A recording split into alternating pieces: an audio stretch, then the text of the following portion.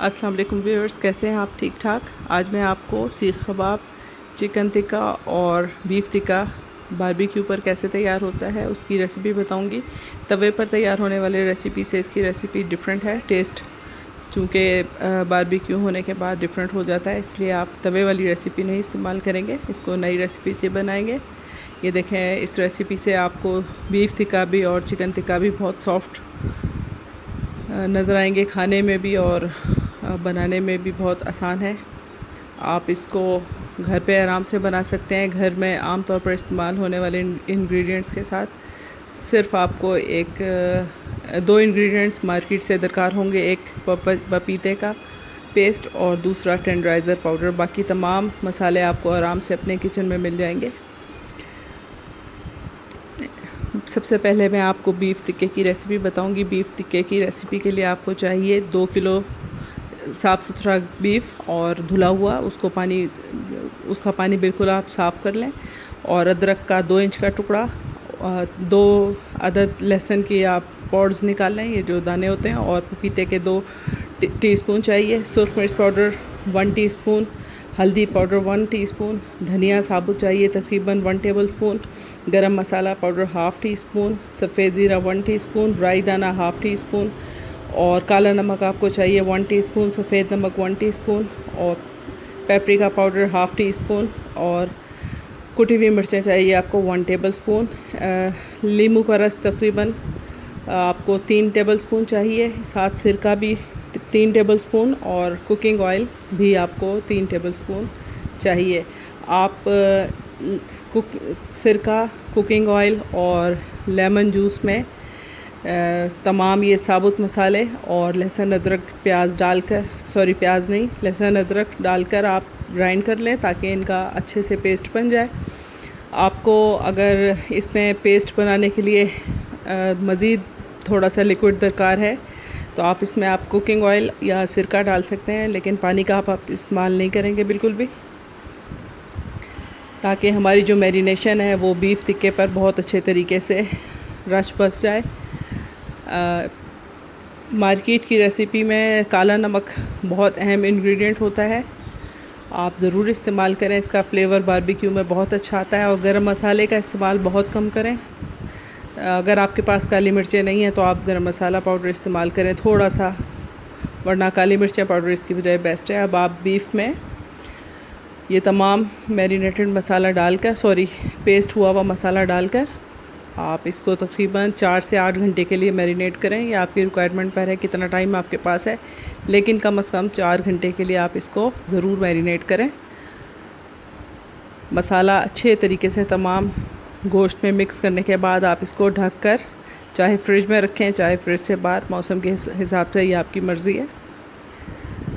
अब मैं आपको इसके बाद चिकन टिक्के की रेसिपी बताऊंगी। आपको तकरीबन 1.5 इंच का टुकड़ा अदरक का, 15 से 20 जवें लहसुन की और पपीता पाउडर चाहिए 2 टीस्पून, 1 टेबलस्पून सुरख मिर्च, 1 टेबलस्पून कुटी हुई लाल मिर्च, 1 टेबलस्पून नमक, 1 टीस्पून साबुत धनिया, पपाया टेंडराइज़र पाउडर चाहिए आपको 1 टीस्पून, फूड कलर चाहिए येलो 1/4 टीस्पून और सफ़ेद ज़ीरा तकरीबन 1 टीस्पून। और इसी तरीके से इसमें 3 टेबलस्पून सिरका, 3 टेबलस्पून लेमन जूस और 3 टेबलस्पून ऑयल चाहिए। चिकन आपको तकरीबन बोनलेस चाहिए 2 किलो, 1.5 से 2 किलो। चिकन में हम थोड़ा सा मसाला ज़्यादा डालते हैं चूँकि ये बिल्कुल ड्राई हो जाती है।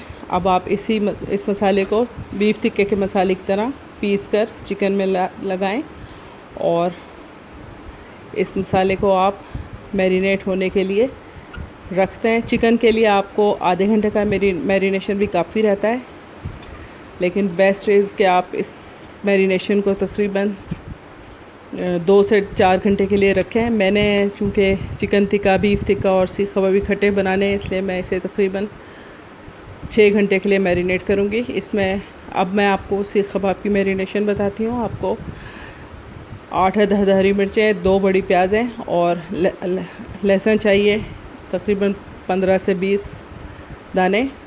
अनारदाना चाहिए 1 टीस्पून, सफ़ेद ज़ीरा 1 टीस्पून, चाट मसाला चाहिए 1 टेबलस्पून, सुरख मिर्च 1 टीस्पून, फूड कलर चाहिए 1/4 टीस्पून, नमक चाहिए 1 टेबलस्पून, कुटी हुई मिर्च 1 टेबलस्पून और थोड़ा सा काली मिर्च चाहिए, वो भी तकरीबन 1 टीस्पून।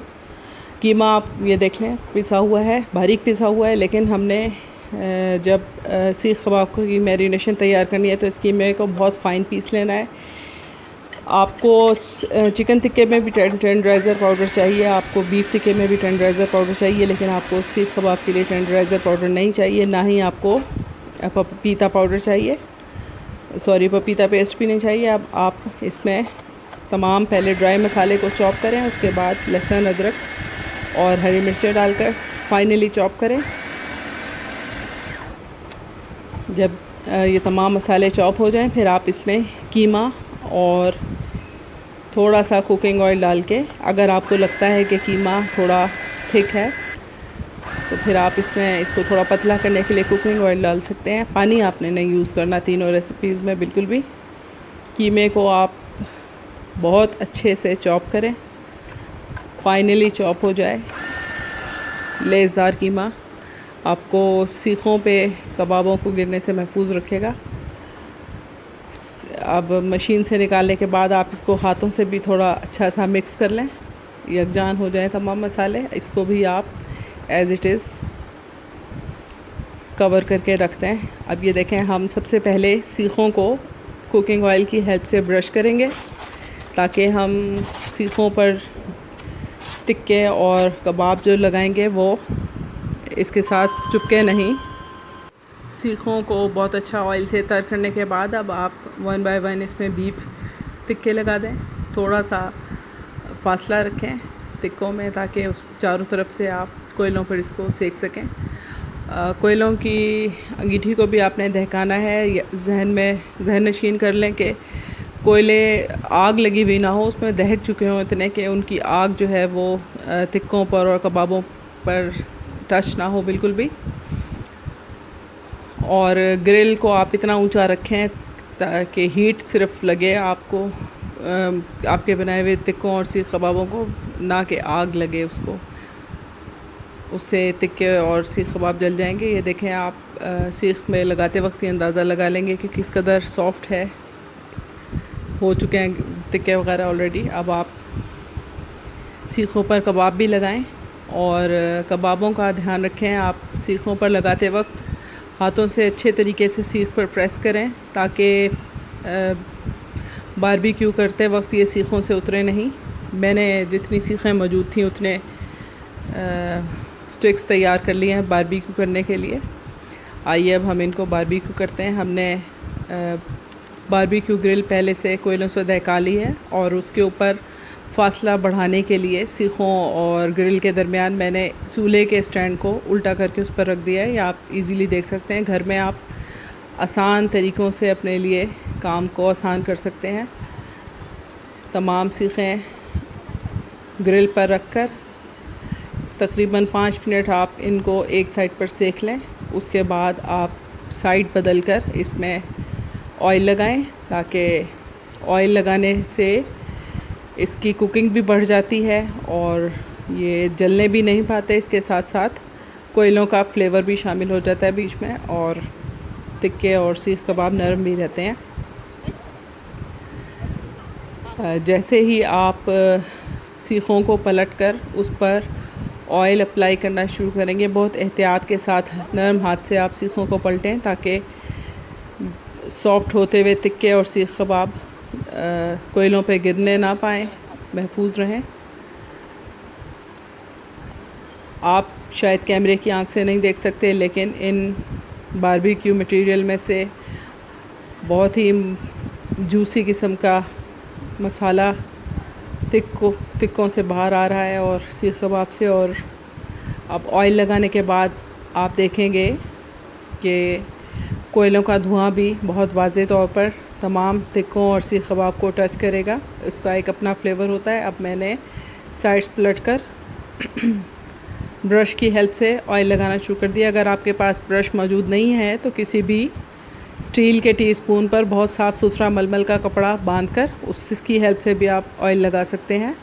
आप घी भी लगा सकते हैं, और आपको अगर मज़ीद मसाले ऐड करने हैं तो आप ब्रश की हेल्प से दही लगाकर ऊपर से कुटी हुई मिर्चें और सफ़ेद ज़ीरा वो भी आप अप्लाई कर सकते हैं। लेकिन मैंने चूँकि ऑलरेडी बहुत अच्छे मिक़दार में मसाले इसमें लगाए हैं, इसलिए मज़ीद इन मसालों की ज़रूरत नहीं है। साइड्स को आप हर 2-3 मिनट के बाद पलटते रहें ताकि सीखें जलने ना पाएँ। सीखों का कलर आप देख रहे हैं चेंज होता जा रहा है, और तकरीबन 15 से 20 मिनट में ये सर्व करने के लिए तैयार हो जाएंगी। बहुत इजीली सीखों से आप देख रहे हैं कबाब भी उतर आए हैं, और इसी तरीके से चिकन टिक्का और बीफ टिक्का भी आप देखेंगे आराम से उतर आएंगे। बहुत सॉफ्ट हो चुके हैं, जूसी और फ्रेश गरम गरम बीफ टिक्का आराम से सीखों से उतर आए। अब इसी तरीके से आप चिकन देखेंगे, इतनी सॉफ्ट हो चुकी है कि उतारते उतारते टूटने का इनका ख़दशा है। मैंने आपको दिखाने के लिए इन्हें 1 स्टेप में उतारा है, वरना एक एक टिक्का आप उतारेंगे तो ये टूटेंगे नहीं। इसको आप गरम गरम सर्व करें रायते के साथ, नान के साथ। आप हरे धनिए, पुदीने, हरी मिर्चें और अनारदाने को पीस कर और नमक उसमें मिलाकर उसके रायते के साथ इसको सर्व करें। बहुत ही लजीज जायके में। इंशाअल्लाह ताला आपको मेरी रेसिपी पसंद आएगी। हमारे चैनल को सब्सक्राइब कर लें। अल्लाह हाफिज़।